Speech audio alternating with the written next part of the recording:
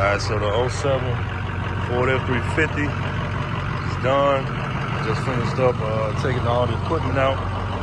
So the customer's gonna sell the truck. That's the double radio I put in there. Crossover, the monoblock, 4-channel, RCAs, subwoofer box that was behind the back seat. As y'all can see, it's all cleaned out. Put in this single DIN radio. Like I said, the customer sold the truck, so told me to throw that in there. And then y'all can see the back. Clean the entire interior. These are what I had the amp set when I originally did it. Pulled it all out. It's done.